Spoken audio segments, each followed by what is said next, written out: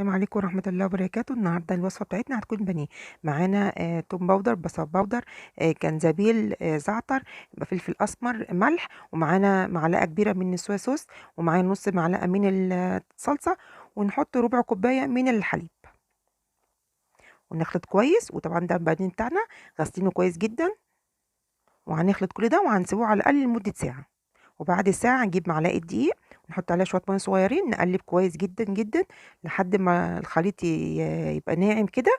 وبعد كده نحط عليه بيضة ونحط عليه شوية ملح وفلفل أسمر ونحطه فوق البانيه زي ما انتم شايفين كده. حاجة تحفة بجد يا جماعة، وهتعجبكم جدا الطريقة دي، وسهلة جدا. وبعد كده بقى هنعمل الكفر بتاعنا دي. الكريسبي اللي انا بشتريه جاهز كده، هحط عليه معلقتين من البقسماط وهنخلطهم كويس. انتوا بعدين تعملوه بالفيجيتار، تعملوه بالبقسماط، بس براحتكم. بعد كده ناخد بقى كده قطع البانيه ونضغط عليه كويس ونحطه كده في طبق، ونعمل الكمية اللي احنا هنقليها كل مرة زي ما انتم شايفين كده.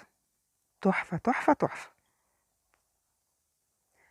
هنقليه بقى اهو، ما نجيش بقى جنب منه خالص لحد ما ياخد اللون من تحت.